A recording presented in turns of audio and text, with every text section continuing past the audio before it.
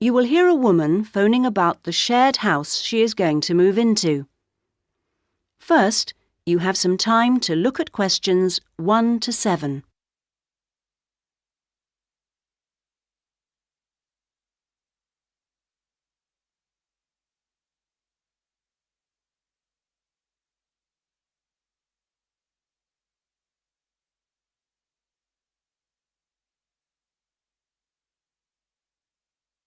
You should answer the questions as you listen, because you will not hear the recording a second time. Listen carefully to the first part of the conversation and answer questions 1 to 7. Hello?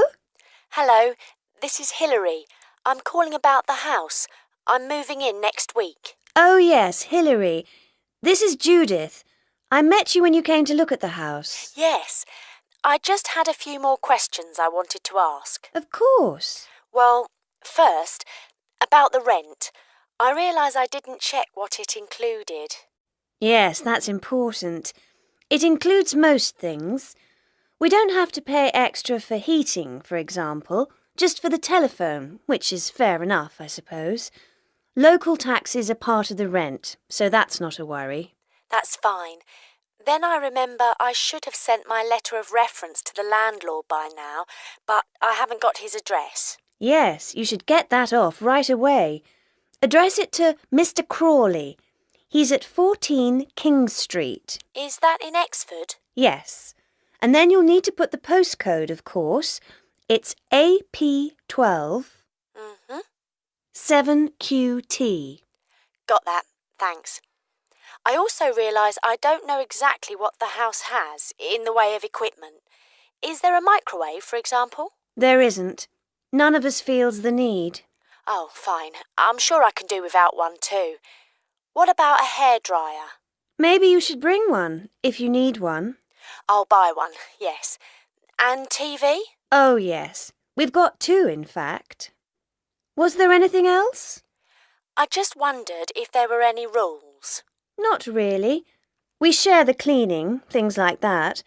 We do have to be careful about loud music. Yes. So we've agreed that there shouldn't be any loud music after 9, and that we don't play music at all in the living room after 10. Up to 11 in your own room's okay, as long as it's not too noisy. That sounds good. And is there somewhere safe I can keep my bike? That's difficult. To be honest, lots do get stolen round here. We haven't got a garage, so we tend to park ours in the garden so that they're hidden from the street. OK. Now, I hope you like cooking. Yes, I do. Do you all have shared meals? Not very often, actually.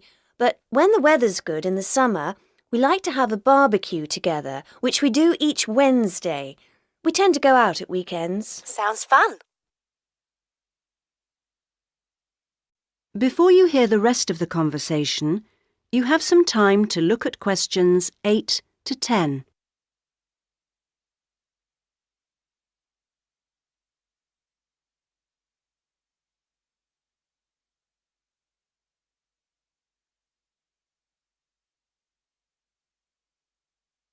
Now listen and answer questions 8 to 10. Are you familiar with this area? A bit. Actually, there are a few things that I'd like to know the location of. A bank, for example. Yes, there's one quite close. You just go up to the junction near the house, the one where 4 roads meet, and go straight ahead and then take the second left. It's a little way down there on the left-hand side. That's convenient. Another thing is that I'd like to check my emails quite often. I was wondering how far away an internet cafe was. Well, there are a couple actually, but one's much cheaper than the other. The one I use is very handy. You just go up to the big junction and then, well, I go straight ahead and then turn right so that it's on the right-hand side. Fine. And one last thing. Uh-huh. I need to go to the post office quite often. I'm hoping there's one quite close to the house. You're in luck. You'd walk up to the big junction and then, if you want a nice route, take the street that's slightly to the right. Then you'd want the second left, and you'd find it on the right side of the street. Well, it all sounds great. So, we'll see you in a couple of days' time? Yes. OK. Bye. Bye. That is the end of part 1. You now have half a minute to check your answers.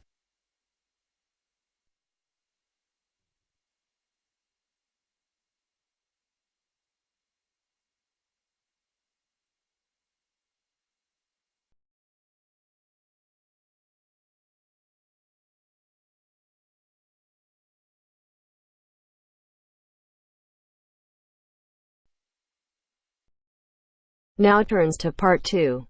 Part 2. You'll hear a lecturer talking to students about a printing process. First, you have some time to look at questions 11 to 15.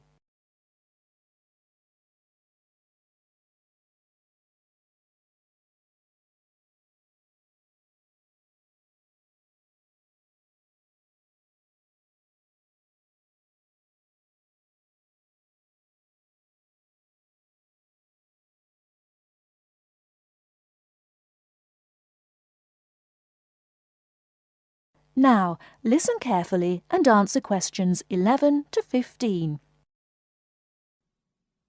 As I've made clear in earlier lectures, many different solutions have been proposed to the basic technological problem of getting meaningful marks onto paper. In other words, several different forms of printing have developed over the years, many of which are still in use today for different purposes. This week, I'd like to discuss the rotogravure process. This is one of the most widely used printing processes, and after describing how the process works, I'll be describing some of its industrial uses and the advantages and disadvantages of this form of printing. As the name implies, rotogravure is a form of printing in which large cylindrical pieces of metal rotate, while the paper to be printed passes between them. The paper is held in place against the printing surface by the impression roller. The weight of this roller is one of the factors that affect how much ink is actually transferred to the paper. Remember that this roller does not directly transfer ink onto the paper. The side in contact with the impression roller remains blank, and it's the other side of the paper which is actually the printed side. The impression roller presses the paper against the ink-bearing roller, generally known as the gravure cylinder. This roller is etched or engraved using either a laser or a diamond-tipped etching machine. This creates a large number of tiny holes in the surface of the roller which hold the ink. The depth and size of these holes determines how much ink is picked up from the ink fountain, which the whole printing assembly rests in. How much ink is picked up, in turn, determines the density of the image produced. As it rotates, the lower roller picks up more ink on its surface than is required, and this needs to be removed before contact with the paper. A flat edge, called the doctor blade, scrapes against the surface and removes all ink which is not in one of the holes on the surface of the lower roller. This should lead to a clean image. Before you hear the rest of the talk, you have some time to look at questions 16 to 20.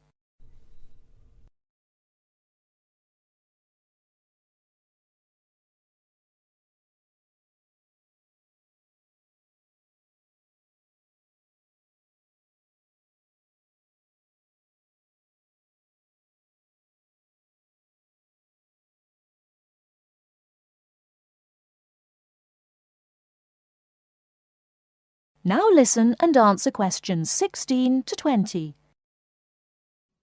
Now that we understand a little of the mechanics of rotogravure printing, I'd like to look at it in the wider context of the printing industry and discuss the main uses. One of the main advantages of the rotogravure process is that the amount of ink which can be transferred to the paper is high compared to other printing methods. This means that a broad density range can be produced. In other words, with rotogravure, it's possible to produce many different light and dark shades. making it particularly suitable for reproducing photographs and fine art.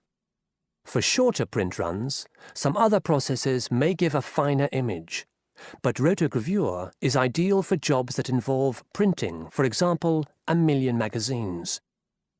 One common place where you'll see printed matter that has been produced by rotogravure is in the advertising material that is often inserted into Sunday newspapers.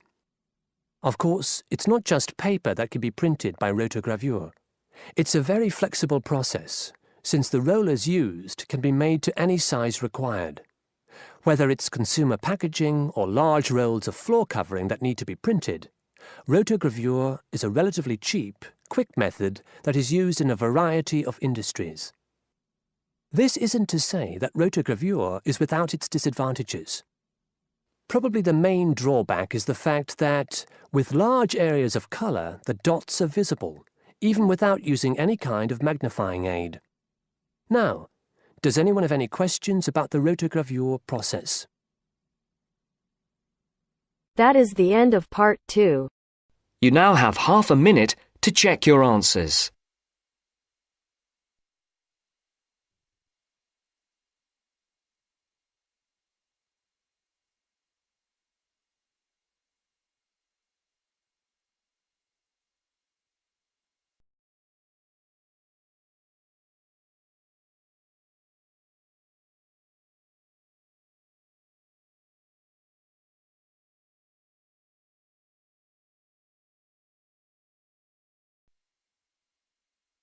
Now turns to part 3.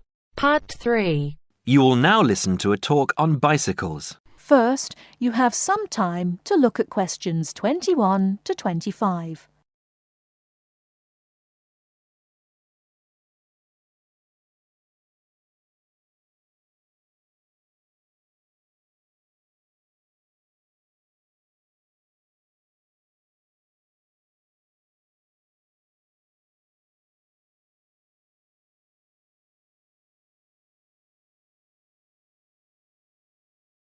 Now listen carefully and answer questions 21 to 25. Today, we're going to talk about the latest bikes for professionals and novices. There's something to suit everyone from price to function. The Atlantis is a touring frame. It's also perfect for commuting and trail riding, and anything short of super fast road riding. The tubes are stout, to take touring loads and trail abuses. The tyre clearances are majestic, so you can fit tyres up to 2.35 inches. It's designed for cantilevers or V-brakes. If you have to limit yourself to just one bike and you want to be able to ride just about anywhere, this is the bike to be on. It is our most popular model for just that reason, and there isn't an unhappy Atlantis owner in the land. The Rambouillet, our all-around road bike, is available either as a frame with fork and headset for $1,400 or as a complete bike for $2,300. Compared to the Atlantis, it is a lighter frame, not intended for loaded touring or rough trail riding. As a road bike, it has side pull brakes. The Quick Beam is our version of the single-speed bike. We've done it a little better though. The crankset has a 42-34 combination, running an 18-toothed freewheel cog in the rear. And the rear hub is threaded opposite the drive side, so you can install a fixed cog of your own choice. In essence, you can have 4 speeds on the Quick Beam if you choose. The Quick Beam is available as a frame with fork and headset for $900, or as a complete bike for $1,300. This is a rugged, versatile bike that you can ride on the road as well as on rough trail. Before you hear the rest of the talk, you have some time to look at questions 26 to 30.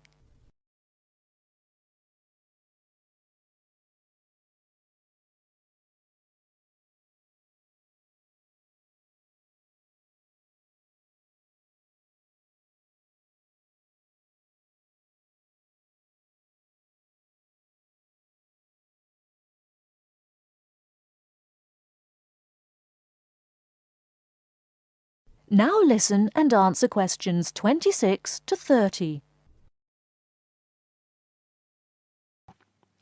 The Saluki is our roadish, light-touring, randonneuring frame. It's designed for 650B wheels. If 650B means anything to you, you'll either love it or think it's marketing suicide. If you're new to 650B and a follower, you won't want it. If you're new and a rebel, you will. Now, I'll just talk a little about saddle comfort.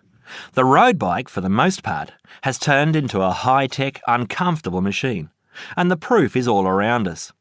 Look through any bike magazine or catalogue and you'll see the saddle up to 6 inches higher than the handlebars.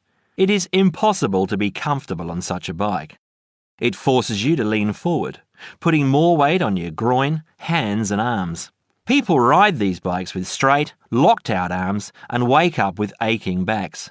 They endure it, get used to it, or buy recumbents. When we custom design a bike for you, you'll be able to get a comfortable position.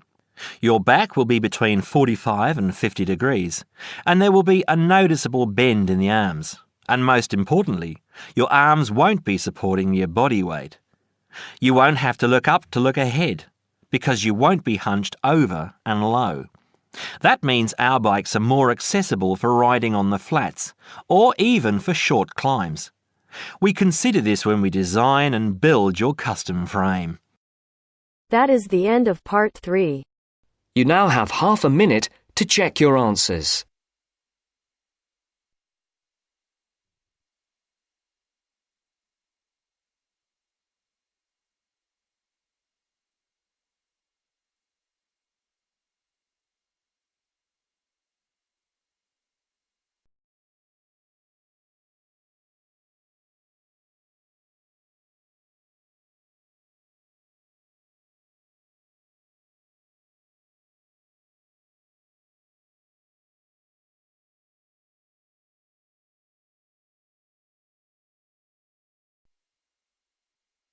Now turns to part 4. Part 4. First, you have some time to look at questions 31 to 40.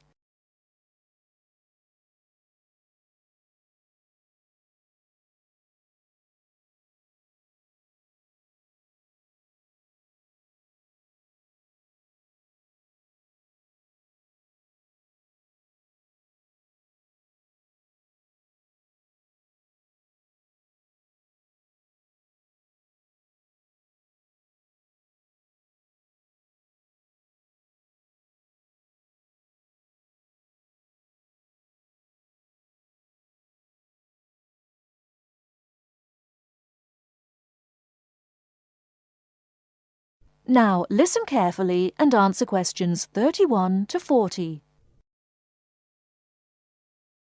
The word thesaurus comes from Greek and means treasure house. So, to tell us more about Roget's thesaurus is linguist Dr. Cindy Channer. Now then, Cindy, we know Roget classified the English language.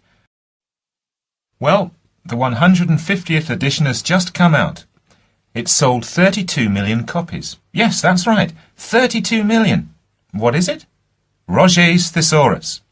Now, Roget's thesaurus is a type of dictionary in which words with similar meanings are grouped together. The word thesaurus comes from Greek and means treasure house. So, to tell us more about Roget's thesaurus is linguist Dr. Cindy Channer. Now then, Cindy, we know Roget classified the English language, but what do we know about the man himself? Well, Mr. Roget, or to give him his full name, Peter Mark Roget, was a very interesting man indeed. He grew up in London, he was French, and he spent his early life in a French community there. He later travelled all the way from London to Edinburgh to study medicine at the university there, and graduated when he was 19 years old, and he later went on to become a founder of Manchester Medical School. So his life focused around his career as a doctor? Well, actually, no. Roget had a very wide range of interests indeed. In fact, he was a writer and wrote about many topics such as bees, the kaleidoscope, and even perception and feeling in animals. And he was an inventor too. In fact, in 1814, he invented an early version of the slide rule. The slide rule? Yes, the device that can calculate numbers. Then 10 years later, he developed a prototype for the cine camera, and he also got involved in a range of different projects. For example, he became head of a commission investigating London's water supply, and he developed a method of water filtration through sand. And he was involved in the area of education. He was one of the founders of London University. And do you play chess by any chance, Mark? Yes, I do. Well, Roger invented the travelling chess set. So next time you're playing a game of chess on a train, you have Mr. Roger to thank. So, how did he actually find the time to classify the English language? Well, he only turned his full attention to the thesaurus when he retired, and that was when he was in his 70s. So what inspired him to write the thesaurus? Well, Roger believed that he should bring as much happiness and knowledge to the greatest number of people. So, during his career as a doctor, he gave free treatment to patients who couldn't afford to pay. We also know that he set up a clinic to help poor people to recover from operations and serious illnesses. Basically, he wrote the thesaurus to help people learn. He aimed to help those who needed practice in writing. He believed that writing skills would help people become more independent and lead happier lives. How popular is the thesaurus today? Well, it was first published in 1852 and it has never been out of print since. In fact, the book has become more popular with each edition that comes out. The invention of the crossword puzzle in 1913 certainly helped to increase the sales figures, though. I think the main reason why it is so popular is that it's thematic. So you can come across words that you've never even thought of when you began looking for the word in the first place. Thanks, Cindy. Now join us again after this short break when I'll be talking to Derek Spode, chairperson of East Anglian News. That is the end of part 4. You now have half a minute to check your answers.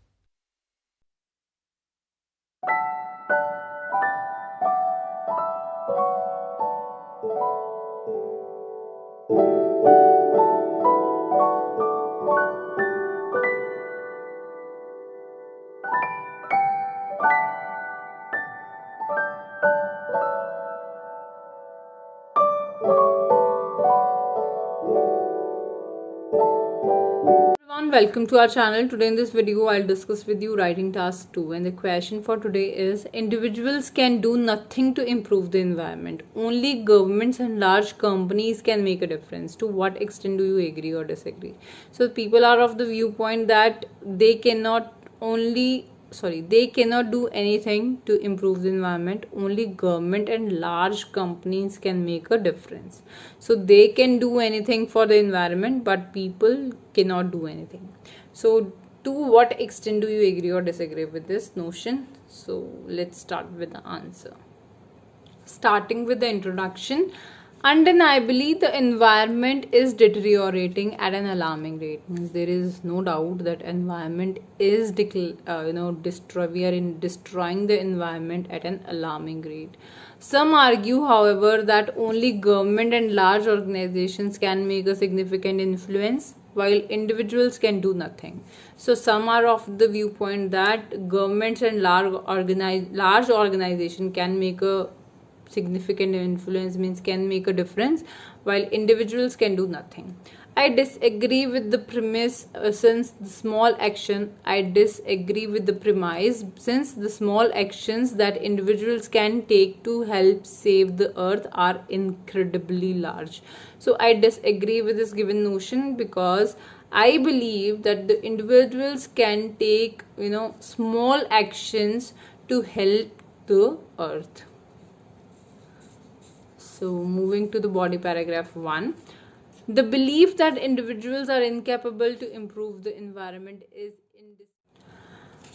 indisputably, means irrefutably, means undeniably, it is untrue, it is not true, and a poor justification. This is a very bad justification that we can't do anything. Individuals, on the other hand, can take a variety of steps to prevent the environment. However, on the other hand, if we talk about it, So individuals can make a huge difference while taking a variety of steps. Firstly, people can opt for public transport instead of private vehicles, which is the reason behind the pollution. For instance, in the year 2020, almost every country proclaimed complete lockdown, resulting in no vehicle on the road, and the quality of air improved immensely. The earth, according to the scientists, restored itself during that period. As a result, taking public transportation can make a significant contribution to the environmental improvement. So that's an example which I have given, that instead of using private vehicles, people should switch to the public transportation. As in the year 2020, when there was complete lockdown in almost every countries, then there was no vehicle on the roads and the quality of air improved immensely. So that was an example. Secondly, people can contribute by minimizing the trash.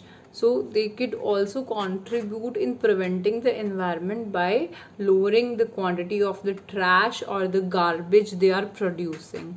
For example, if people do not litter on roads and in water, they will help to save water and land, because approximately 60% of waste is transferred to landfills, and the hazardous gases produced in these regions also have a negative impact on the environment.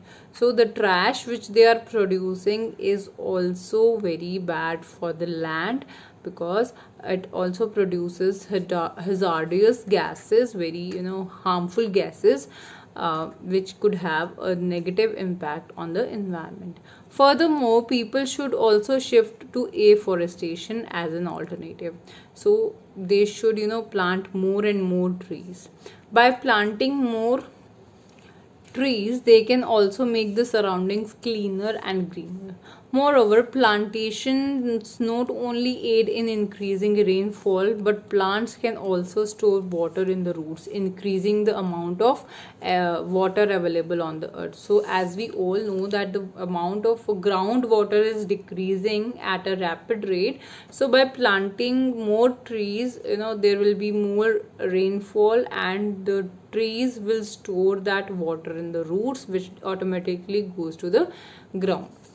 To reiterate, people are responsible for causing havoc in the environment. So the behind this destruction, people are responsible. Therefore, if they are capable of doing so, means if they are capable of doing destructions, they can do enormous things to protect it. And even small steps made by individuals can make a huge difference. So these little steps which humans can take can make a huge difference and could be helpful in preventing the environment. So this was for today. If you like the video, do hit the like button and subscribe to our channel. I'll meet you in the next video. Till then, bye bye and take care.